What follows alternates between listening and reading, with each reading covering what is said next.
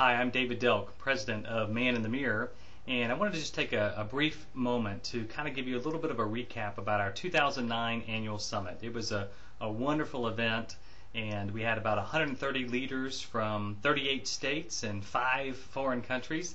Had some spouses there, a few teenage boys, so it was just a wonderfully rich time as together we talked about and dreamed about and planned for what we could do to be even more effective in helping leaders disciple men.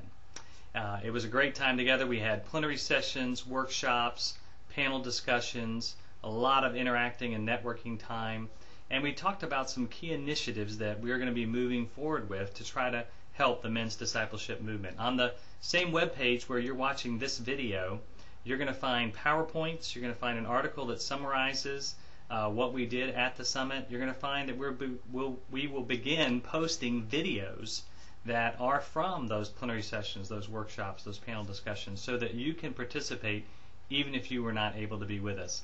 I want to say thanks to everybody who prayed for us, those of you who came, those of you who wished you could come, the partners who helped to donate and fund an event like this. I believe that those investments are going to bear fruit for years to come. I hope you'll schedule your calendar next year to join us for the 2010 Annual Summit. And what I want to do now is I want to show you just a couple of video clips, just a few little moments from our time together that I think will be an encouragement to you in the battle for men's souls. Thank you so much. I think we have good reason to think that tens of millions of men are going to be coming to their senses and coming back to God, or coming to God for the first time, to Christ for the first time, as a result of this economic meltdown. So this is probably one of the greatest spiritual opportunities, if not the greatest spiritual opportunity of our lifetimes. Now, time will tell, but whether that proves to be true or not, doesn't it make sense, and wouldn't it be wise to prepare as though it is? So you see, there isn't just one man standing in front of you. There are hundreds of thousands of men that have a story like this. But you didn't affect just me. You affected my wife, my son, my daughter. So the truth of the fact is, we all thank you for what you do every day. I got in this movement because I asked a lady who served us coffee in Mesa, Arizona, where my wife and I could go to church on Father's Day. I think you know the results. I got a book.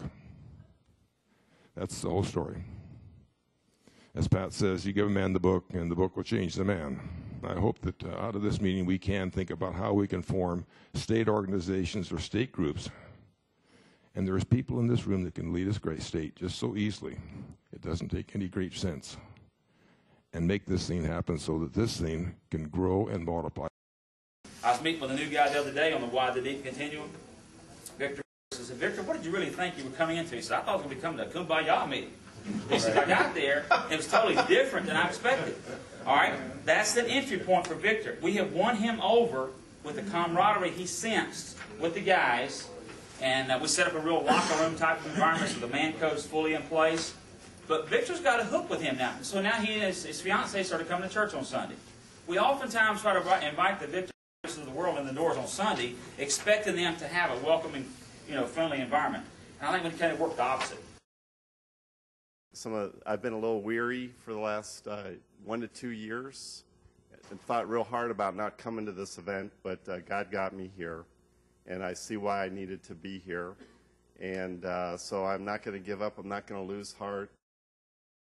And so the timing of this weekend's been perfect because everyone talks about, with the big events, that mountaintop experience where you're going to go back home and you get the point you don't want to go home. This has been one of the biggest mountaintop experiences of my life, but the difference is I can't wait to get back home and get to moving. So, thank you.